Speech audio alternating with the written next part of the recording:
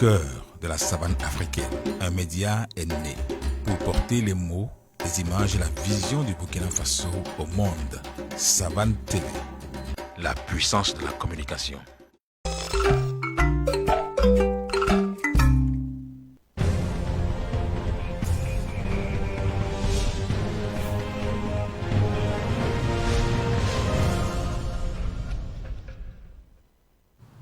Bonsoir à toutes et à tous, mesdames et messieurs. Bienvenue pour les informations de la soirée sur la chaîne des Nouvelles Idées, Savane TV. Et pour le menu de ce soir, le plan projet du marché central de la commune rurale de Tangué d'Assouri et son site de construction sont connus. Le maire Lassane Kemtore a rencontré les acteurs économiques locaux pour en discuter. On voit cela bientôt. Et puis on parle reboisement dans ce savane soir. Des vendeurs de bois de chauffe et de charbon de bois organisés en association apportent leur contribution à la lutte contre la désertification à travers une plantation d'arbres. Ils nous expliquent davantage leur motivation dans un instant.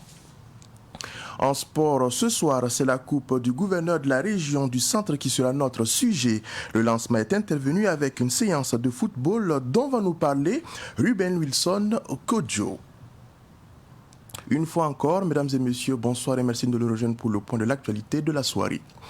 Mansilla est en train de disparaître de la carte du Burkina Faso. C'est l'alerte donnée par les ressortissants de la commune rurale de Mansilla dans la province du Yaga, région du Sahel. Face à l'insécurité et à la famine qui sévissent dans la dite localité, l'association pour le développement socio-économique de Mansilla était face à la presse le week-end écoulé pour attirer l'attention des autorités. Précision avec Micheline Zongo. La situation est critique dans la commune de Mansilla dans la région du Sahel. Les familles qui y vivent toujours se nourrissent exclusivement de feuilles et d'herbes comestibles, nous confient les ressortissants. Elles crient à la famine. Depuis décembre 2020, les populations ne disposent plus de vivres parce que les greniers ont été vandalisés, les marchés fermés, le transport interrompu, les réseaux de communication abîmés. Actuellement, par manque de vivres, la majorité des familles se nourrissent exclusivement des feuilles et d'herbes comestibles. Dans ce contexte, il faut signaler l'impossibilité des populations à cultiver. Également, le manque d'eau potable pousse les populations à consommer les eaux sales, probablement contaminées par des cadavres d'humains et d'animaux. En plus des assassinats ciblés, aucun homme ne peut quitter à plus d'1 kilomètre du village sans être tué ou enlevé. Seules les femmes peuvent quitter le village sans espoir de retour. Suleiman Kaboré en est un exemple palpable. Sa femme a perdu la vie le 26 août dernier à Mansilla, laissant derrière elle 4 enfants. Depuis le mois de Ramadan, qu'elle m'a appelé qu'il n'y a pas de nourriture et puis on a envoyé l'argent de ces nourritures. Elles ont pris l'argent là par tel monnaie, mais jusqu'à présent, elles n'ont pas pu avoir la nourriture à payer. Le jour du 25 août, la femme m'a appelé vers les 4 h du matin parce que là-bas, il n'y a pas de réseau. Si ce n'est pas à côté de notre pharmacie, il y a seulement qu'il y a réseau. Et puis elle m'a appelé qu'elle veut quitter Mansilla pour venir chez moi. Et puis j'ai dit, il n'y a pas de problème. J'ai dit, c'est à cause de elle m'a dit qu'il n'y a pas de nourriture, il n'y a même pas de savon à payer là-bas pour laver les vêtements de ses enfants. Ça fait 3 jours même qu'elle a vu nourriture comme ça, mais elle veut quitter Mansilla pour venir. C'est le jour de 26 qu'ils ont quitté Mansilla, vers 4 h du matin encore. Jusqu'à arriver au mars, c'est là-bas que la femme est décédée à cause de famille et puis la sauve seulement. L'association Deoral Mansilla dit avoir réuni depuis juin dernier des tonnes de vivres. Mais jusque-là, ces vivres n'ont pu être acheminés à Mansilla. Quand nous, on a quelque chose à donner, on passe toujours par l'action sociale. Et nous, on confie nos vivres au gouvernement qui doit les amener à Mansilla. Et c'est à eux maintenant de répondre pourquoi ce n'est pas arrivé. Nous, on a donné. On a remis et ça est dans les stocks du magasin de l'action sociale.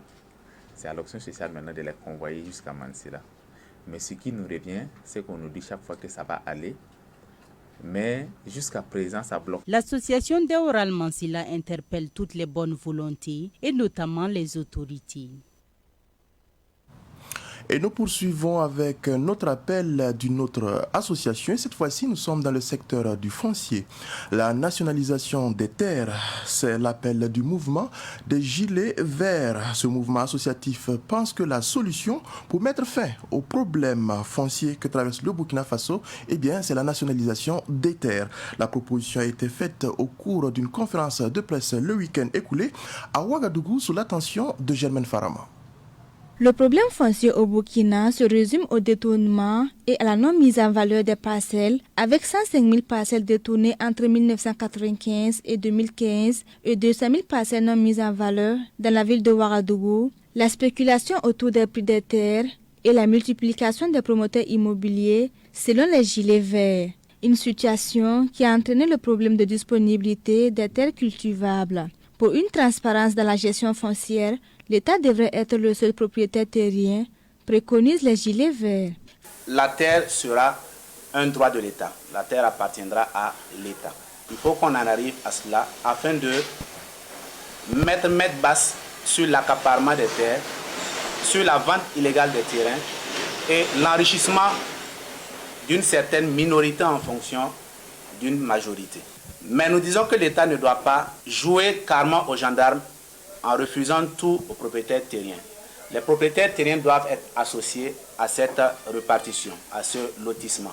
Ils doivent avoir une partie pour leurs terres cultivables et un certain nombre de terrains pour que les personnes aussi puissent subvenir aux besoins de leur famille. Mais on ne doit pas retirer tout aux mains des propriétaires terriens.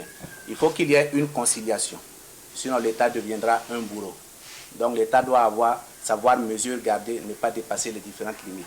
Selon les Gilets Verts, aucun promoteur immobilier n'est en règle vis-à-vis de la loi ou des normes en matière de construction.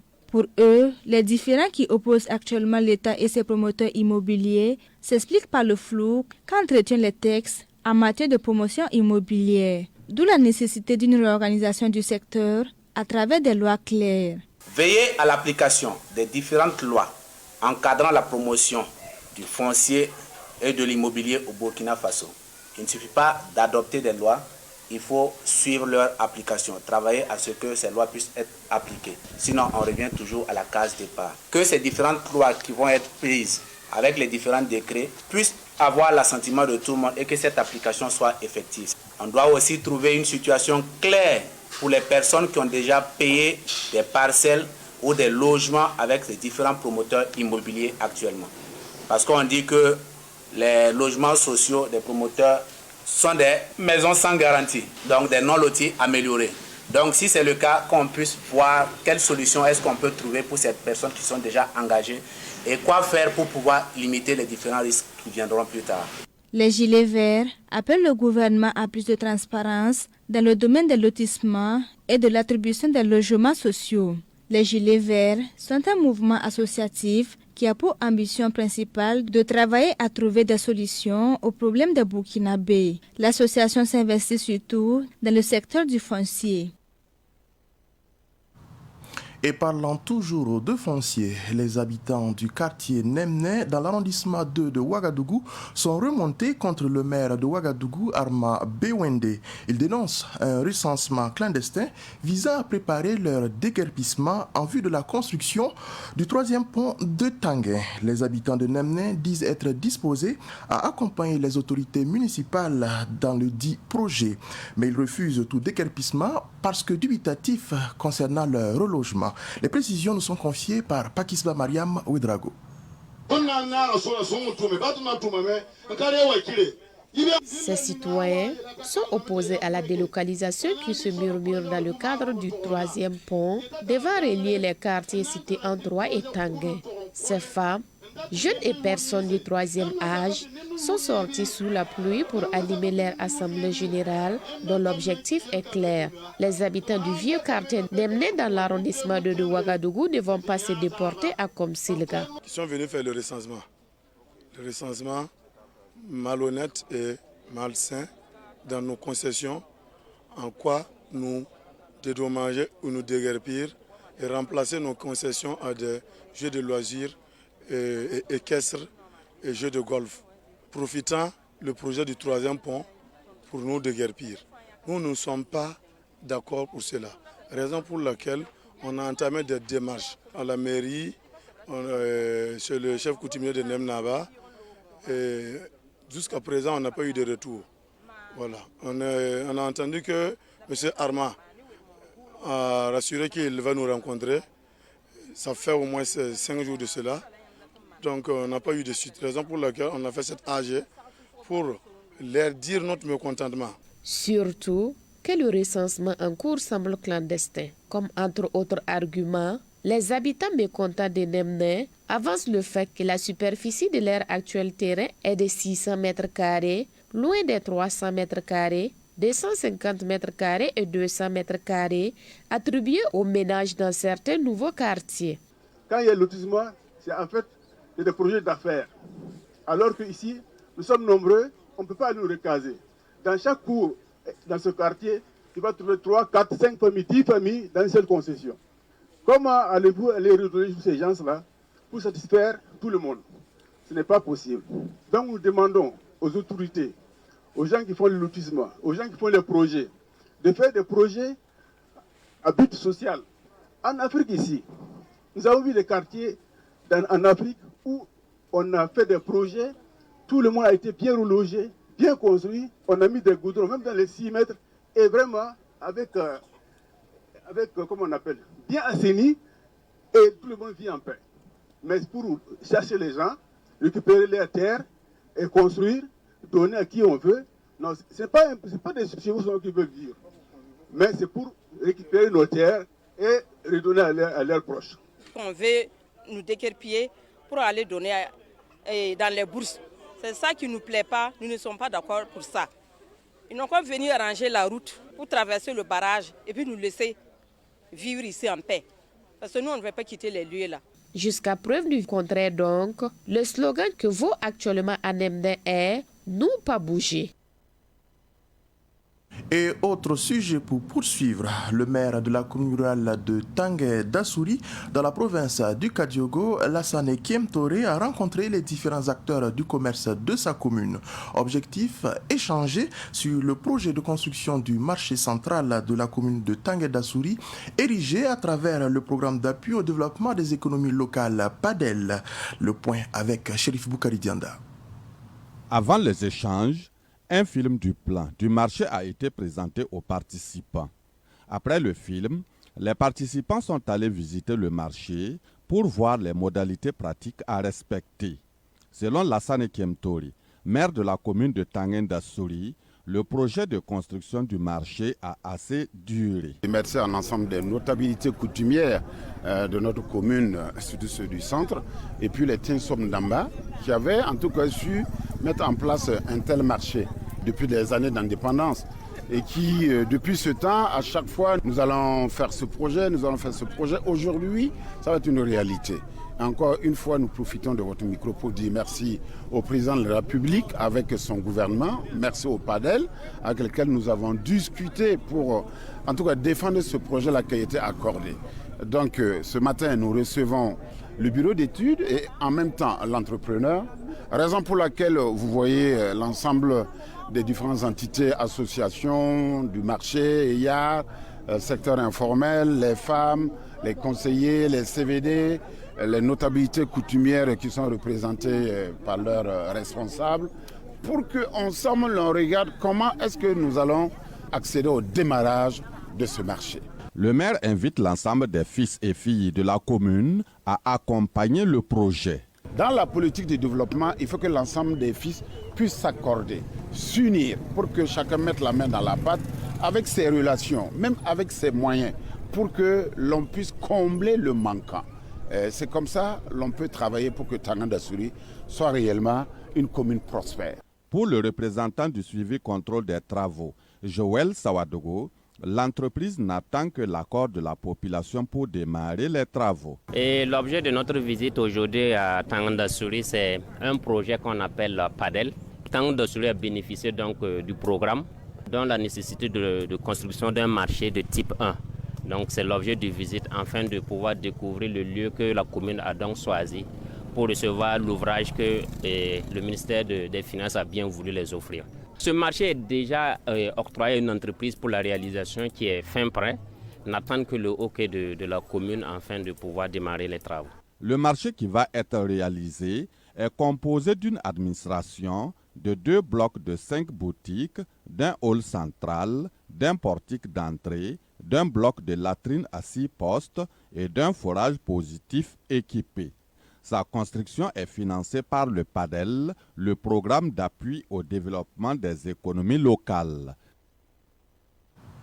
Et on parle protection de l'environnement pour la suite. Je vous le confie en titre. Des vendeurs de bois de chauffe et de charbon de bois réunis en association dénommée TIS Lavim apportent leur pierre dans la lutte contre la désertification au Burkina Faso. Le week-end écoulé, les membres de cette association ont mis en terre une 50aine de plants au CSPS de Dassasgo dans l'arrondissement 10 de Ouagadougou. On voit cela avec Micheline Zongo. Des commerçants de bois de chauffe et de charbon font du reverdissement du couvert végétal leur préoccupation. Eux qui sont souvent acteurs de défrichement. Ce sont les membres de l'association TIS Lavim. Ils ont procédé à la mise sous terre d'une 50aine de plants au CSPS de Dassasgo. Et toutes les années passées, l'association a toujours œuvré durant les saisons pluvieuses dans le domaine de la reforestation. Notamment si vous prenez les grandes rues comme Ouagadougou, vous allez voir un peu partout qu'il y a des caïcédras. La plupart ont été plantés par TIS Lavim. Il faut dire que même si tu n'utilises pas le bois, quand même tu dois planter des arbres. C'est nécessaire. Il est nécessaire que tout homme plante un arbre. Parce que ça fait la vie, comme le nom de l'association l'indique. TIS Lavim. Donc c'est l'arbre qui fait la vie. Il ne suffit pas de planter des arbres. Il faut veiller à leur entretien, a-t-on l'habitude de dire. L'association TIS Lavim a bénéficié de l'accompagnement des agents du ministère en charge de l'environnement. Dans la politique même du ministère maintenant, c'est de travailler à mettre les arbres qu'on va planter dans des conditions qui vont offrir à la plante vraiment plus de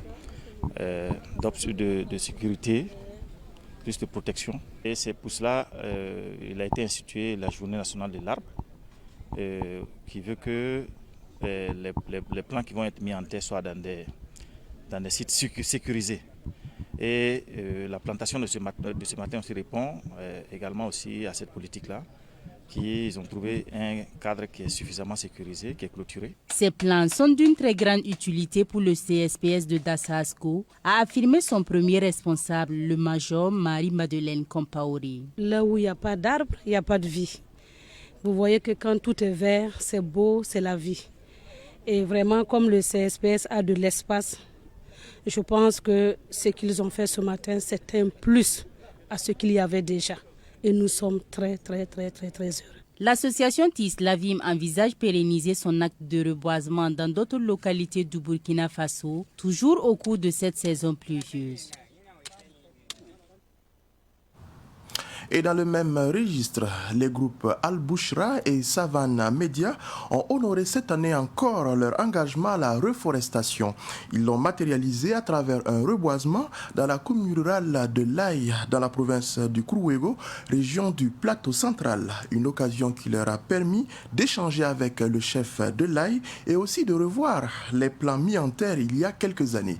Les précisions nous sont confiées par Daouda Yamouego. Depuis 8 ans, les groupes Al-Bouchra et Savane Media procèdent à des reboisements dans les différentes communes du Burkina Faso. Cette année, la campagne s'est tenue dans la commune de Laye, province du Kourouégo, région du Plateau central. Au total, 500 plants ont été mis en terre sur un site de 6 hectares, ce qui satisfait le PDG du groupe Al-Bouchra, Amadé Adama Soro. Il faut donc dire que l'activité du reboisement de cette année 2021 a été un grand succès dans la mesure où nous avons eu la chance que l'activité soit parrainée par le PDG du groupe Savane Media, El Hadji Boubacar, et qu'arrivé sur place au niveau de Laye, nous avons rendu une visite de courtoisie au chef de Laye, Nava Ilga, et que c'est nous inscrivant dans la même dynamique, celle qui consiste à d'abord planter des arbres sur les sites que nous souhaitons ériger des complexes scolaires, à l'instar du complexe scolaire de la dignité Yarma, Ouagadougou et Boromont. Donc là, c'est le prochain site donc du lycée privé La Dignité de l'Aïe. Pour le PDG du groupe Al-Bouchra, cette action est également une réponse à l'appel du gouvernement dans sa politique de lutte contre la sécheresse. C'est à ce titre donc que nous avons estimé, et participant également dans la commémoration du mois de l'arbre au Burkina Faso que nous choisissons chaque année, un jour au cours du mois d'août, pour procéder à cette plantation, mais également lancer un message à l'ensemble des citoyens de planter, surtout planter utile, et de veiller également à ce que les plants qui sont mis en terre soient bien entretenus. Vous voyez les arbres qui sont devant vous, donc que vous voyez à l'écran, ont été déjà plantés ici il y a 3, 4, 5 années passées. Donc c'est pour donc vous dire que tous les arbres qui ont été mis en terre sont bien entretenus, et nous pensons que ce qui est fait aujourd'hui également participe de cette démarche. Les plants mis en terre sont composés de baobabs, de nérés, de tamarins et d'eucalyptus. Et on reste avec Daouda Yamuego pour parler de toute autre chose. Abdallah Sanfo est le vainqueur de la 3e édition du concours national de mémorisation du Saint-Coran. Il obtient une moto et 500 000 francs CFA. Le concours est initié par l'association An-Nasr. La finale a eu lieu le week-end passé à Ouagadougou, comme je l'indiquais, sous l'attention de Daouda Yamuego.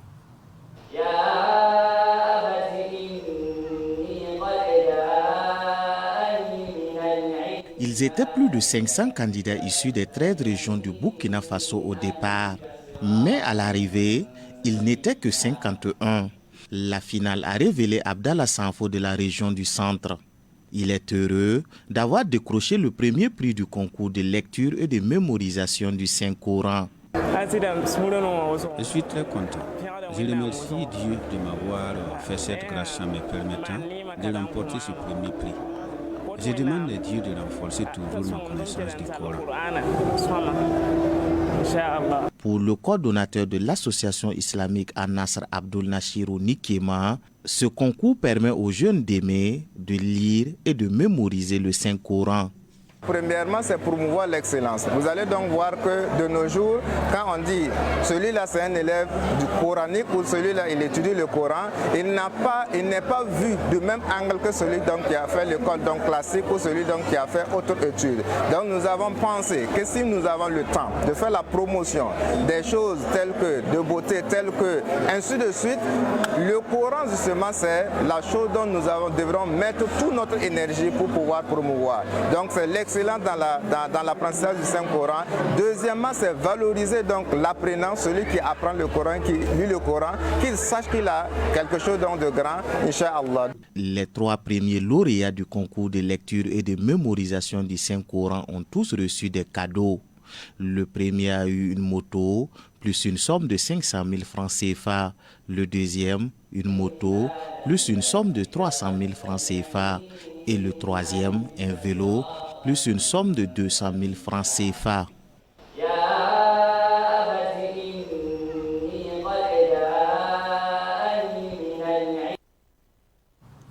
Mesdames et messieurs, je vous invite à présent à une séance d'initiation technique musicale Lobiri et Dagara. Cela à travers la formation de l'association Mouvement Art Force. La formation réunit des arrangeurs et des instrumentistes. Germaine Farama.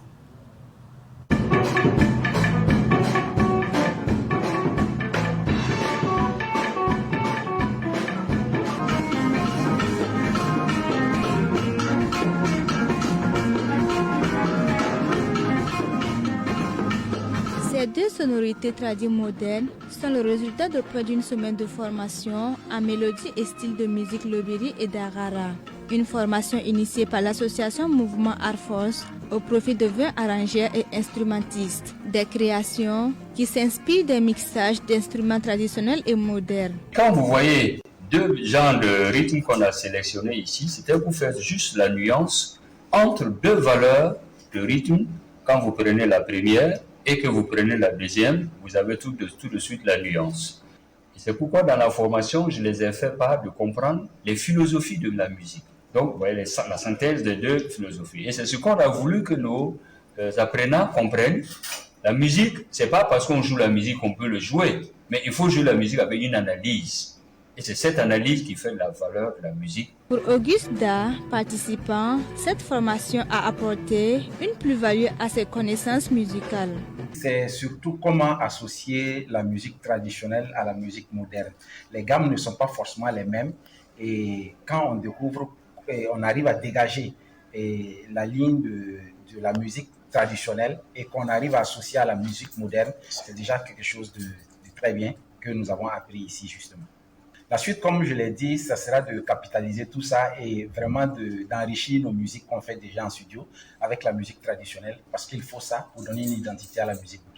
L'initiateur de la formation entend ériger ce genre de cadre en une université où les différentes valeurs culturelles burkinabées seront davantage vulgarisées. Cette première session a pris en compte sur ce que moi-même d'abord je maîtrise, la musique lobiri, la musique dagara. Et ensuite, on va s'exporter sur d'autres styles de musique burkinabé pour permettre justement à ce qu'il y ait une banque de données et que ça puisse être érigé vraiment en une université où les gens peuvent de façon pragmatique s'abreuver au savoir du patrimoine culturel. À l'issue de cette formation en mélodie et style musicaux lobiri et dagara, des enregistrements au studio ont été réalisés pour servir de mémoire et d'inspiration aux stagiaires. Des attestations ont été remises aux participants. En sport, la 3e édition de la Coupe du gouverneur de la région du Centre a pris son envol jeudi dernier en football. Le coup d'envoi a été donné sur le terrain du lycée Nelson Mandela en présence de Ruben Wilson Kodjo. Le match inaugural de la 3e édition de la Coupe du gouverneur de la région du Centre mettait aux prises l'équipe des financiers à celle du développement rural. Et c'est sur un score étriqué d'1-0 que les financiers ont enregistré leur toute première victoire de la compétition. Le promoteur nous parle des objectifs assignés à ce tournoi de Maracana qui regroupe près de 120 structures privées et publiques reparties en 6 groupes. Ces vertus-là que procure le sport peut nous aider vraiment à participer réellement au développement de la région du Centre. Au-delà du football, plusieurs d'autres activités sont également au menu de cette édition. Les 96 heures constituent un cadre qui permet à la région du Centre de mener plusieurs activités, des activités dans le domaine de la santé, dans le domaine du sport, dans le domaine de la sensibilisation pour la paix et la cohésion sociale. Et au cours des 96 heures, nous faisions une sortie dans les 6 communes rurales pour tenir justement des conférences visant à sensibiliser les populations pour la prévention et la gestion des conflits et également au niveau de la commune de Ouagadougou. Et cela est rythmé avec d'autres activités telles que un cross populaire, telles que la finale de la Coupe du gouverneur à Maracana et bien d'autres activités qui permettent vraiment aux populations de se retrouver, de se frotter. En tout cas, ce projet va en droite ligne avec la vision de la direction régionale des sports et des loisirs du centre. Il faut dire d'entrée que le tournoi est le bienvenu dans la mesure où le tournoi permet le rapprochement des différents services et surtout permet aux travailleurs de se frotter. Donc c'est un tournoi qui a l'allure d'une compétition de cohésion sociale. Cette 3e édition de la Coupe du gouverneur de la région du Centre a pour parrain le président de l'association professionnelle des sociétés d'assurance. Pour Mohamed Kompaoré, la paix et la cohésion sociale sont nécessaires pour accompagner le développement au Burkina Faso. Et nous avons accepté d'associer notre image à cette édition parce que la cause est noble. Notre pays travaille actuellement à favoriser la réconciliation nationale, à favoriser la cohésion sociale et aller vers une situation de paix qui est nécessaire au développement économique et social. L'industrie des assurances contribue à ce développement économique et social et sans la paix, l'industrie ne pourra pas réaliser ses objectifs. La grande finale de ce tournoi de Maracana est prévue pour le mois de novembre prochain. du sport pour clôturer cette édition. Et avant de nous quitter, cette pensée à l'endroit des personnes et des associations ayant à cœur la protection de l'environnement. L'arbre, c'est la vie, préservons-le ensemble. Mesdames et messieurs, c'est tout pour cette édition du soir. Merci à vous qui avez été de la partie. Très bonne suite en compagnie de nos programmes.